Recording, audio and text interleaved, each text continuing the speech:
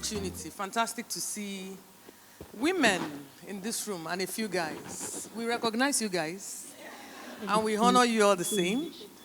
But I get excited when I see us. And that tells me this morning that I can be very free. I'm very honest. I tried to force a topic out of KEMI a number of times. Tell me what to talk about. And she insisted up until yesterday that she doesn't want to give me a topic. She wants me to speak from my mind and from my heart. That makes my work a little easier. So I didn't prepare no slides. It was whilst we were on our way here that I started writing down a few things. And then I'll touch on those things and share alongside my journey or how those things have sort of helped me. And I do hope that in the course of sharing, is that Shegun? I have to greet you specially, you know. I didn't see you before. I would have greeted you first. Honorable sir. So I hope that, I'm sorry, I had to do that. I don't even know where that came from, but I did it. But you know I had to. Shebi, you all know that I had to. So that we can have this edition, another edition next year. They will allow us. So that's visa application on behalf of KEMI. So I hope that in the course of sharing, a few things that I believed helped me in my journey, one or two persons will pick some nuggets, some lessons along the way. I did about 15 years in bank. I'm not as young as I look, by the way. So I consider that another blessing and a gift from God. I'm closer to 50 than 40. Yes. I'm closer to 50 than 40. So I've done for about 15 years in banking before I stepped out to start to fully venture into entrepreneurship. And I've done entrepreneurship fully now for about 8 years. 100% entrepreneurship, about 8 years. So even though I'm not sharing my age, that's already giving you an idea of what I may, you know. However, I would say one of my the biggest pluses for me was the fact that a little early in life, I was clear about where I wanted to end up. Let me put it that way. How I would get there, I had no idea. So for those who may just know that this is what they want to do, but have no clue how to journey to that point, I don't think there's anything wrong with you. I met someone recently who said to me that she thinks she may not be very okay. And by the time we started talking, because for her, she even had an idea of what she wanted to do. She loves to do. So this is where she wants to be. But that's not where she is right now. And then I asked her, I was wondering what then the issue was. Because we all don't wake up and get to where we want to be in one day. So I didn't think as a matter of fact, for her, she's already on that path. You know, and then she said because this thing looks so big, she doesn't even know how she's going to arrive there. And so I shared my story with her, how I spent 15 years in an industry where I didn't plan to build a career, a job that I hated with a lot of passion. Are there any bankers in the room? I honor you people. I honor you guys.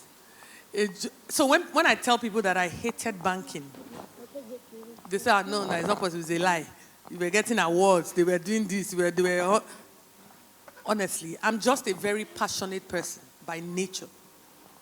So I think that worked for me. If I was selling pure water, you would have found passion in me selling pure water. So it was not about the job. I think it was my person. And the fact that, and I want someone, if you've taken nothing else so far, hear this one thing. So long as it has your name on it, make sure it carries excellence. So because he had my name, it didn't matter whether I loved the job. I didn't love the job. If my former MDs or the chairman of the bank stand in front of me today, Jimovi and Tony Lubelu, I would say to both of them, I never loved your jobs. I still don't. But at the time, it was what was putting food on my table. It was what had my name on it. Therefore, I had to do it I'm a Christian. The Bible says to me that anything that my hands find to do. So for me, it was that. It was not that I loved the job or that I was that passionate about the job. I was just a very passionate person. So if he has your name on it, please make sure that by the time they finish calling your name, the next thing that will follow is either excellence or a description of excellence. When they are talking about you, when they are trying to, and you would understand why as we go along. Within the next few minutes, you understand why. So I was just a very passionate person, and then I was there for 15 solid years. I knew where I wanted to be. I just didn't know how to get there because it was so big. I can dream big dreams. So again, if you are like me, you are not crazy. You know why? I've seen some of those big dreams come to life. Therefore, about a week or so ago, I was talking to someone about another glitz. And I was saying to the person that I really wonder where my ideas come from, for God's sake. How is it that me, I don't ever think of things that you can easily achieve. You have to wait for almost 5 years to achieve the kind of ideas. How am I not like my mates that can just start to work on it immediately and, birth it, and this one you have to wait. You get 3 different architects because this one is not getting it, that is not getting it at the end of the day. And guess what she said to me? He said, when we were talking about this event center, Adetola, this was the same thing you said to me about 10 years ago. Today, it has become so small that you are thinking about this thing. The same you. I don't trust you. I don't want to have this conversation with you because this is where we will be. This thing will happen again. Guess what? It will happen. How? I have no idea. So some people may consider, but you're already doing this, you already have this, God has blessed you with this, therefore, but this one is too big, bigger than me. But I've seen God do big things. For as long as your mind can think it, and your eyes, I'm not talking of your physical eyes, can see it, then you can be it. It's as simple as that. And for as long as your eyes cannot see it, and your mind cannot envision it, you cannot be it. It's not a cause. Because it all starts with the mind. If you cannot see it, you cannot be it. Therefore, if you're somewhere now, but what you see is bigger than where you're at, I think you are in order. I think you are in order. That you're not seeing is what we should be worried about. And so the first thing was that I had clarity about my journey, about my goals. I knew where I wanted to be. I didn't know how I was going to get there. And then I believed very strongly in the power of mentorship. So I surrounded myself very quickly with a few people that could help me. Now again, on mentorship, they don't have to be very popular. They don't have to be, if you've ever attended any of my trainings or seen the slides that has pictures, every time I train, I'm never ashamed to put a slide with the pictures of all my mentors. I just don't put their names, not because of anything, but also just to tell you all that. Because on that slide, there are people there that you would never know. I'm always very confident that no matter how large the class is, there's at least one person on that slide that all the people in that hall do not know. Because they're not on social media. They are not. You see those things you see on social media? Not all of them are true. Don't let anybody deceive you. Don't let them pressure you. Don't let anybody put you under pressure. How many Yorubas are here? The majority of those things are not real. I'm not saying social media is not good. I advertise my businesses on social media. So don't get me wrong. I'm just saying don't be pressured. Run your own race. Live your own life. I took a break from social media. It's been, KEMI, how long? Over 2 years. About that. I'm still on break. So we're going to have an event recently, and champion, started putting me under pressure that I had to come back on social media. I said, guess what? I'm not looking forward to coming back. I don't even feel like. The peace that I've enjoyed in the last, I love it. Don't follow me, Do you understand? I mean, if you have to be there, it's okay. It's just that it was so much. Guess what? At the time, every Monday I put up motivational post every Monday morning. I think I used to call it Monday motivation or something. Even people that won't like or comment, when I now didn't post, they now started chatting me that, Monday motivation, I didn't post. So I still managed. After a while, I just told my graphics guy, please let me do, I just said, break in transmission. I just posted it. Please, people should leave me. Even me, I need motivation. As I'm here like this. It's true. It was a season in my life where I honestly, genuinely needed to be motivated. So allow me, please. So there's nothing wrong. If you need a break, you need a break. The life was life in me. Yes. And so people were waiting for me to motivate them. Do you know what I was going through? Do you have an idea of what me I was? No. So I just put up that post. And since then, I didn't owe nobody that was pressure without me even realizing it. Pressure that I brought upon myself all by myself. Nobody sent me. I wanted to motivate. So I left it. Now that I'm in a better place, I'm gradually, but I said to them, I'm not in a hurry I don't feel like coming back to social media. Once in a while, when they say, oh, something happened, they arrested Bobrisky. Are you serious? I'll quickly go to go and see. Once I've caught up with the gist, I leave it again, I go back. So don't be pressured. Everyone is running their race. The people you see putting things up to you, they are using to tension you. It's not, these things are not always that it is. I promise you. Those days when I was in the bank, we were not permitted to say so many things. But we knew so many people that were living on bank loans. And then they will come and post a can. You are genuinely pressured. Bank money. That the bank is busy dragging them. And you are feeling pressured. They will carry one LV bag. Or one is a lie. Do you know that I heard recently that they hire bags and... Yeah, bags. I understand styling for clothes and all that, but bags, like seriously? Yeah, it's ridiculous. But why? And it's not cheap, oh. When I heard the figure, even wigs, they hire, why? What's the issue? I would have cut my hair since she's one of the people that say I should not cut. Small thing, I've cut the hair. It will grow again. Then I will do gel. See, have you seen my style? See this style. What's the pressure? It's not like there's no wig in the house. You buy this thing, what's the issue? So at the end of the day, really, do you. It doesn't matter what people think. Because you do you, they will talk. You don't do you, they will still talk. So just enjoy this life now. All by yourself. Let them talk. And let them do them while you are doing you. The second thing for me was I cultivated diligence early enough. Now, I've served people, and when you see me serve, I take on the responsibility as though, even when I'm not being paid, as though I was being paid or as though it was my business. I'm committed to task. I volunteer a lot. So all the while that I was in the bank, I knew that I wanted to end up in the hospitality or event industry. So every time they were setting up committee for end of year, Zenith end of year party, staff party, even parties in the MD always had like private party in his home. I was always part of the committee that would plan. I was not being paid. And then because I was younger in the bank then, I was like the Omoshe. So I'm the one that will go to Balogun. I'm the one that will do this. You know, all those Omoshe work, gong. The ones who sit in the bank and make calls. No, not those ones. But if they want people, I'll go to the market. But guess what? That's helped me.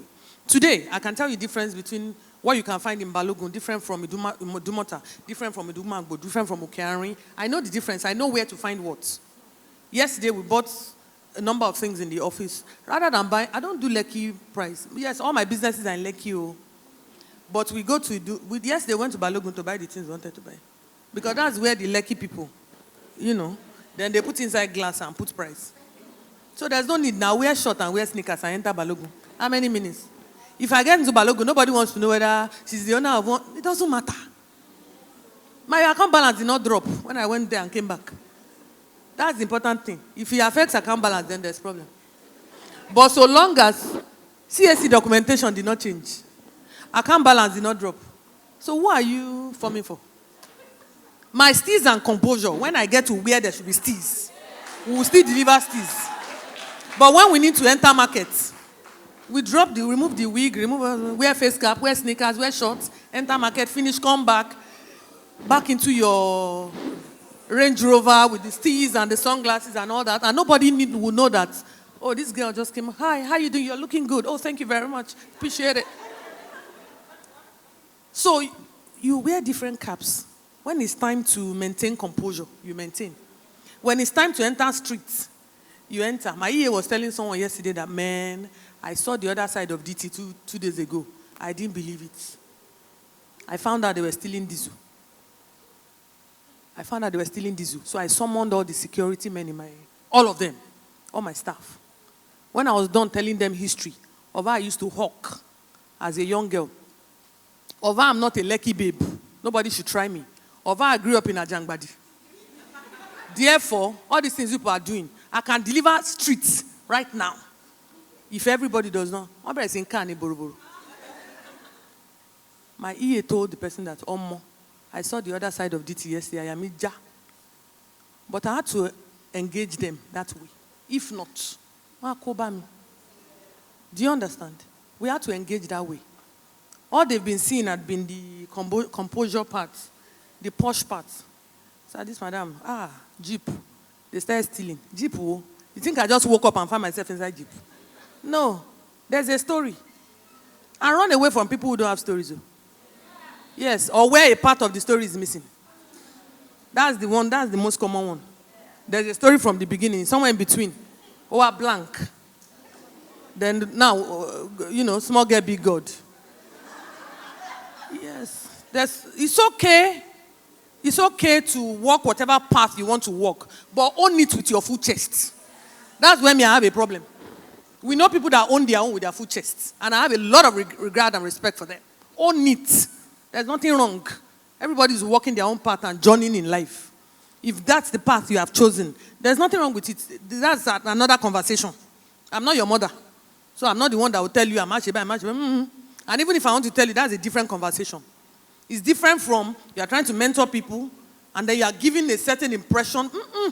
That's where the problem is. Let them know. When people want to go into entrepreneurship, I tell them, if you can, stay on your 9 to 5. Anybody that tells you that this thing is smooth, you run up by.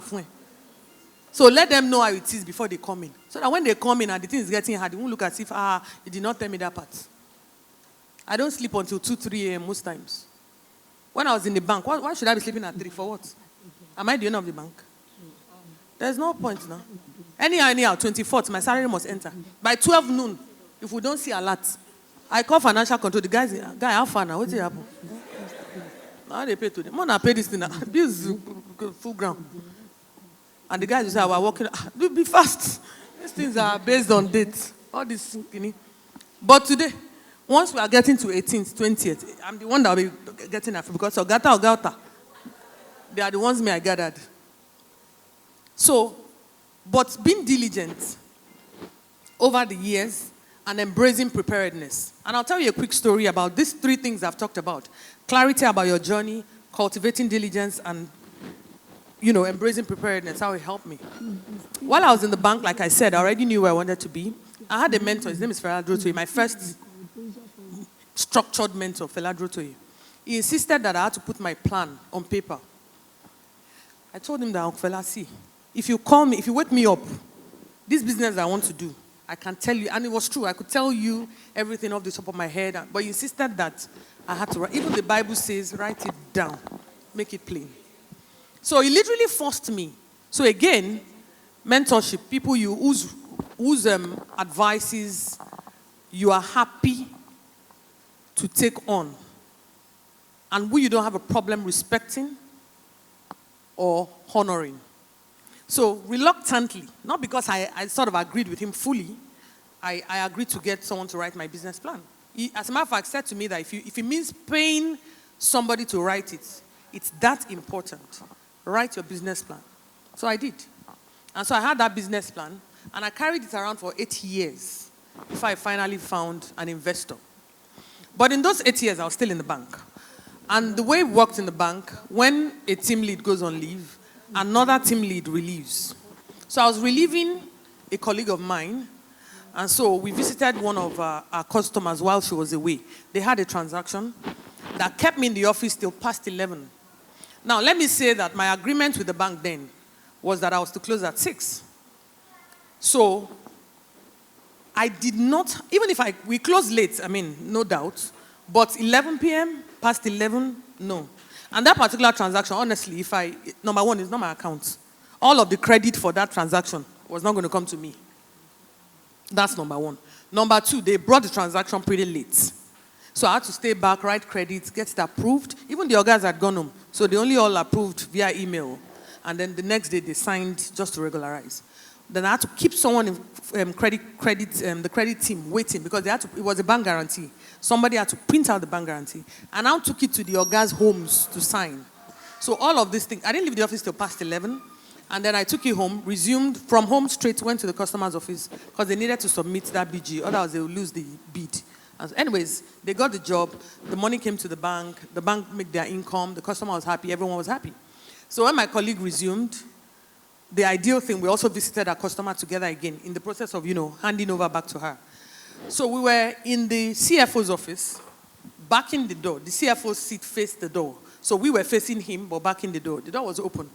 And so I was teasing my colleague that, come and collect your customer, or that they nearly killed me when you were away. While I walk Bobby. I was just joking. And then the CFO was, Adetola was so helpful. Thank you very much. That kind of thing. Next thing, we heard a voice behind us and said, was our wala that much? We turned, it was the chairman of the bank. I said, of the company. And the bank I was working for then. Once customer just reports you were rude, don't come for your sack letter. Just go. They will send it to you at home. It was that serious, zero tolerance. So I quickly turned to the man and said, we were joking, sir. That's how we play.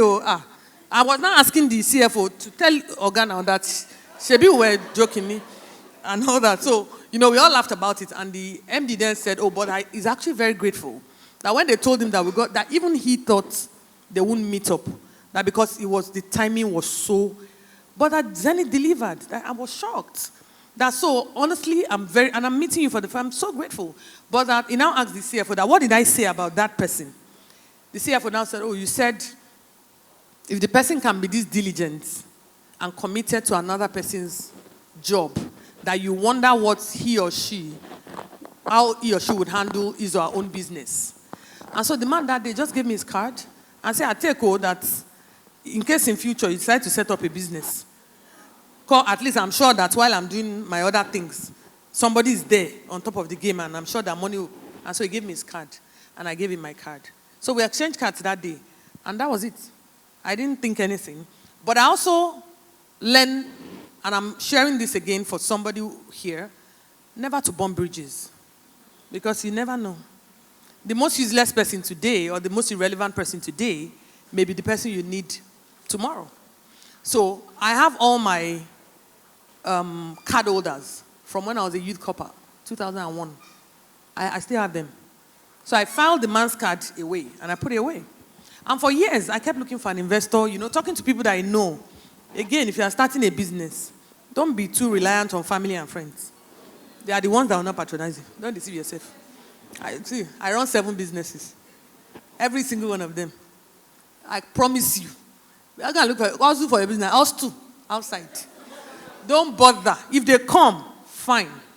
But I are relying that, my friends all have cars. They must use my mechanic workshop. Don't be deceived. No matter what you say or post. I even did one flyer. That time they were saying, is that one a friend? You are my friend and you don't use my mechanic. Go follow. They refuse to feel insulted. It doesn't mean anything. Do you understand? But guess what? It doesn't matter. Everyone wants to be associated with success. So what I find is that as you start to grow and you are out there, they will come looking for you. But that they will start with you, not very likely. If you have such families, congratulations. Not all of us are that. And there's nothing wrong, honestly. I hold nothing against anybody. It doesn't mean my friend will not say, I'm at my mechanic's place, I'll call you back. That's okay. Telling me that, knowing fully well that I have my mechanic workshop closer to your house than you going to Ikeja. But you chose to go to, that's okay, nothing wrong. It doesn't call for malice or quarrel. No. It's fine, your own will come. So anyways, one day I just suddenly remembered this man and said, but I wasn't sure if he truly meant what he said. When he said, oh, if I'm going to set up a business, I wasn't really sure. And, as a banker, a lot of prudence and whatever is expected. So I shouldn't be approaching a customer. But, I just thought that day, you know what, let me just call the man. Let me just greet him. If we talk to that point, I will say it. If we don't, I won't talk. I started looking for his card. Finally, I found it in one of my card holders. You know how you want to dial a number? You pray, the person, you are praying it should ring, but you're also praying it shouldn't ring. Am I the only one that normally? You are praying it should ring, but you're also praying it shouldn't ring. So I dialed, and the moment it rang, the way it rang, I knew it wasn't in Nigeria. So I quickly cut it. I wanted it to ring, but I also didn't want it to ring. So I quickly cut it. And because he's a man, I'm a lady, I was also trying to be careful so that whatever I say or what my approach is not misinterpreted that, as a green light or whatever, we see that every day. Any small thing, it's green light. So every light now has to be red so that there's no misinterpretation anywhere. Let all the light be red. Until we are sure of then we can approach. So I called him and he rang and I cut it off. So he calls him back immediately. So immediately I picked. He said, Madam Banker. I didn't realize he saved my number on his phone. And I didn't even save his own number. I had to go and look for his card. As a matter of fact, I didn't remember his name. It was his company name that I remembered. So I knew that if I see the card, I would know it's him. So he greeted me and said, that's how you ran away from Zenith. You didn't even tell us. I just asked after you one day. They said, she left Zenith since. I said, remember I said they were not my customers. So when I was leaving the bank, the mail I sent out was to my own customers, not other people's customers. So I apologized and so where are you now? I said, well, no, they said you left for UB. I said, yes, sir. Are you still there? And I said, well, they said, yeah, leaving there again. I heard you bankers. This is how you people go from one bank to the other, just jokingly. And I said, so where are you going? Is it GT, Abi, Access? Abi? I said, well, I'm looking at starting my own thing. I said, oh, fantastic, good to know. Okay, I'm in the UK at the moment, but I'm back on the 18th. I'll send you my TA's number. She'll book you an appointment. Let's see. Let's talk about it. I said, okay. So I was excited. I started waiting for TA's number. I couldn't call him back. Well, hello, sir. Hey, T send number. Do you understand? We waited. After a while, my phone rang. It was the T. Okay, say, Oga gave me your number and said I should call you. So she gave me an appointment, and I went there. I waited for my turn. When it was my turn, she asked me to go in. The secretary asked me to go in. When I got in, I saw 4 guys seated. That man was one of the 4. And then I paused. I was shocked at the door because I thought I was coming to see him.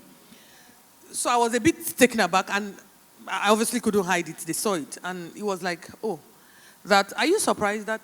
I said, not exactly, but I thought I was coming to meet with you. He said, these are my partners. I thought we were coming to discuss business.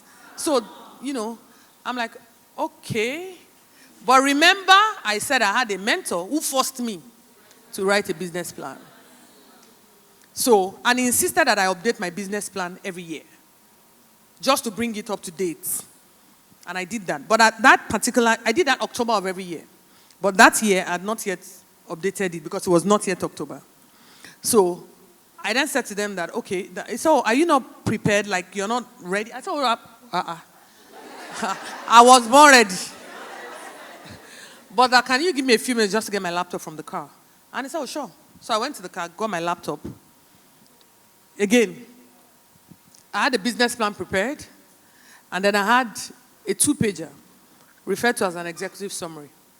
That executive summary, enough for any serious-minded person to understand everything that I'm asking for, if they invest, their ROI, everything, but not enough for anybody to steal my idea. Let's do this thing with sense. Does it make sense? I met someone recently who said to me that, she has just learned something. That because our business, they kept stealing our ideas. Because you can't keep sending your business. Even banks. Who told you that it's okay to send just forward? The people in the bank, are they not human beings? You think we don't like business? Or we cannot. And then guess what? We have funds we can access funds easier than you can. So it's easier for us to take the idea and just set up the business. That's why you see a lot of times you hear people say, oh, they sent to, and the next thing, they set up the business. It's foolishness from this other end. So I started with my executive summary. And then they said, oh, you use a MacBook. This thing cannot, you know the way MacBook and their wahala.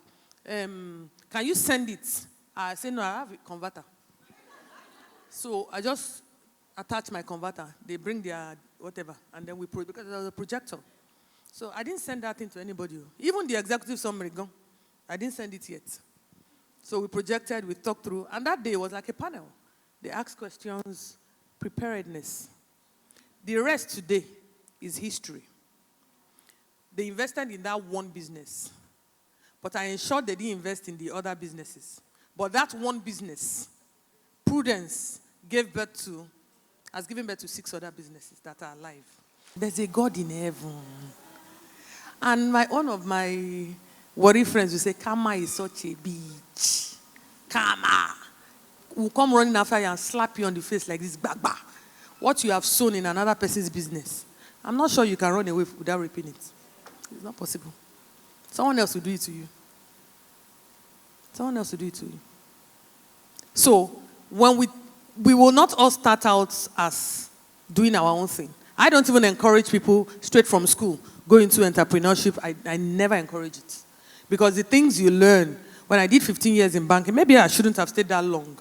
But you see, all the lessons I learned there, the network, the connection, the monies that I made there. Because when I was getting investor, me too, I had to bring something to the table now.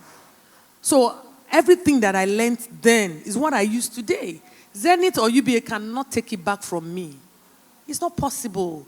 So there's no knowledge that is lost in this journey of life. No knowledge is lost. And then structure and prudence. When we started the event center, there were just 2 of us, myself and my EA. But the structure that I put in then was as if we were 50.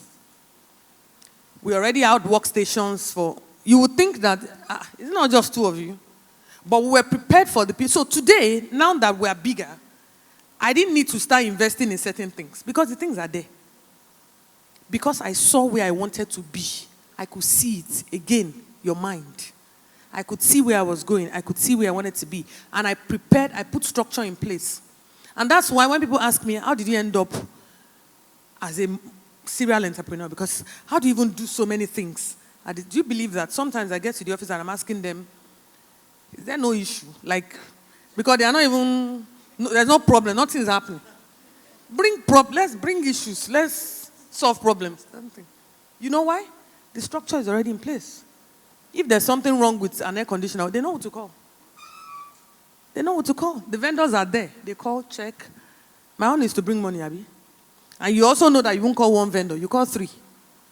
And we have listed vendors. You don't call a vendor outside of the ones we have. Do you understand what I'm saying? So don't see yourself as small business. I spoke somewhere a few days ago, and we're talking about credits. And I said, all my years in banking, I found out that the banks were more comfortable. It was the program was called Women in Business. So I was speaking to women in business. So I said, I found that the banks were always more comfortable lending to women, but were always lending more to men. Because the women even really approached.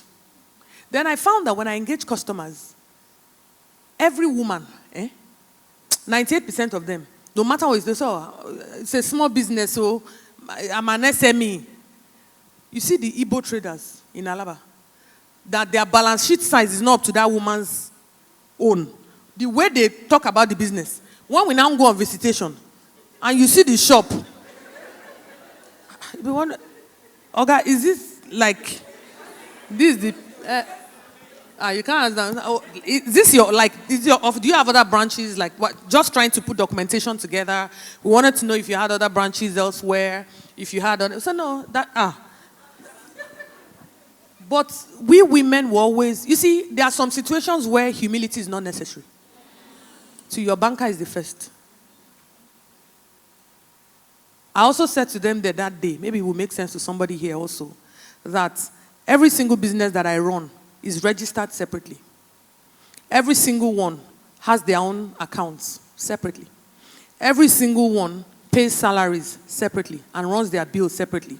If they cannot afford it, we take a loan, either from me or from a sister company, give them. It is on record that they have a loan to pay back. And when they have money, they pay. If they come to supply diesel, as they are supplying to the event center tank, everybody has their own tank separate. The mechanic workshop, they collect their own. Even in the mechanic workshop, we have 3 different banks. Painting, they pay into one bank. Wheel balancing, alignments, mechanics, they pay into one bank. Car wash, they pay into another bank. Everything is separate. And it's separate from me. As I'm Adetola, it's different from the business. So you want to buy LV bag, it's okay if you can afford it. But not for you to debit your account and pay 1 acre. Sebi, we know who 1 acre is. You want to buy hair, then you debit your something Nigeria Limited and pay hair vendor. That's the height of being financially irresponsible. I have hair, don't get me wrong. I've paid 1 acre before, but definitely not from my business account. You are messing up your own business structure to build another person's structure. It doesn't make sense. So please understand that you are different from your business, and your businesses all differ. If you've been doing it together before, please go and separate it. Get an accountant, get a young accountant. We have so many smart ones these days. Separate it. That's where you start from. Structure, prudence, and then demonstrate commitment. And lastly, let me just say, build a reputable brand. And that brand is you. I always say that there are clients that I have today. The only reason they are doing business with my company is because of me. So whether they see me or they don't, they know that the person behind this company can be trusted. And that's all they need. The person behind, I'm not the one that will get under the car now or wash their car when they come or whatever. No. But they know that the person behind, making decisions, putting structure in place, doing this, doing that, I can trust this person. How many people can say about you, give her the assignment, go to sleep. Don't worry. I'll deliver, no matter how hard. Anybody can wake up and come up with excuses. It's the easiest thing to do. But against all odds, how many of us will go all the way? These are the things that people will look at. Whether to invest in your business, whether to patronize you, it's you at the end of the day. Because it's you that's behind all those big names, the big companies, at the end of the day, it's you. Several people come to my office. Oh, I would rather talk to you, your madam. Go out, call your madam, please. I don't want to talk to small children. I always like that one, Seth. I don't even make any attempts to change the impression. I like that one, pa.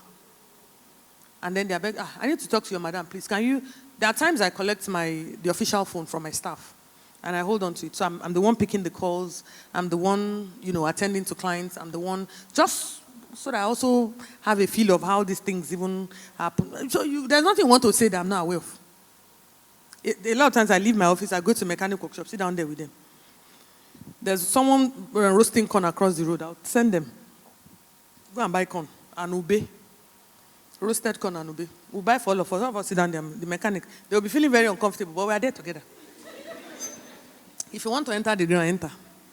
But we're all here all day. We're here together. I'll sit on the slab there with them. What's there? What does it change? But some of us are so, get involved in your business. If not, they will mess you up. They will mess you up. It's a mechanic workshop. The day I know, I will wear short, and what's the big deal? What does it matter? It doesn't change anything. I will still finish and go and enter inside my Range Rover. It doesn't change anything. It doesn't change anything. And we don't look down on anybody because you never know. Never, ever know. I used to have a gate man, halogen staff. The gate man he became so close to the system such that you think he was our staff. You wouldn't know he was like a third party. And then when people come to make inquiries, he will say to me, madam, I can, like on Sunday, before our staff started living on site, he will say he can handle it. So I'll stay on the phone with him. He said, madam, don't worry, I will handle it. I went around with them the last time, so we show them around. Next day, Matthias is sending me a message. He said, madam, they want to call you. Say they won't ask for discounts, but no give them all. Now two Jeep now they carry on. They get money. they get money. No give them. They get money. They say if they ask you, if you no agree, The husband said, just pay. But the wife, they say, make it ask, make it ask. No give them, then get money. That's a security man. So when he came and said, oh, he got admission to University of Calabar, he's trying to raise money, we had to support him. And then he reached out to me recently that he has IT, whatever. So he was thinking maybe he could come and work. Of course, I'm not going to put him at the gate again. Never. He's risen beyond that. Now, this is a guy that was at the gate. Another story, when I was in the bank, at least 3 of my promotions, I think when I was in Zenith, came, do you know Alabukun powder? It's still around, I mean. That company, they used to be my customers when I was in Zenith. That powder that you see is a cash cow. As small as it is, that was the biggest deal for that company at the time. I don't know if it's still the case. So, when it was the CFO that introduced me to the company. And then through him, I met the MD. I worked for them at the end of the day. They poached me from Zenith then. But that was another story.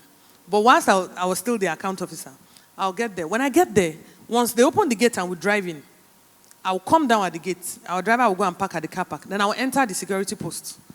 I'll play with the security men. We'll just laugh. The Igbo guys there will be getting angry that I'm speaking Yoruba. We'll sell them. Me, I'll be yabbing them that you've been living in Lagos now 20 years. You cannot speak Yoruba. Go back to Anambra. We'll joke about it. When I'm leaving, I could give them 2,000 for all of them to share. They share maybe 200 now or 250. It's not one serious money like that those days. And then I'll go in. The head of security, we used to call him Baba, elderly man like that. So when I'm leaving again, I'll stop by the gate, just say hello to them and go.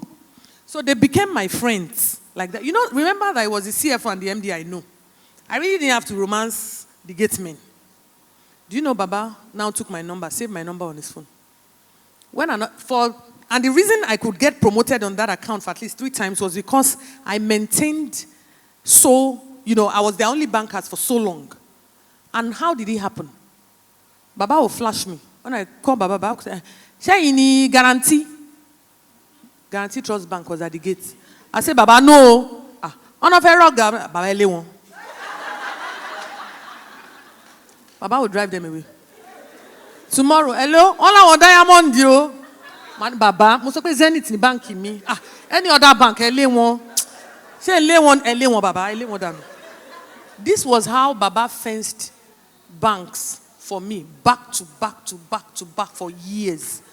And I remained the sole banker. Remember why I said Baba was a gate man. He was the MD and the CFO I knew. I didn't have to do anything with the gate man. But see what that got. The MD and CFO till today, they don't know what I did with their gates.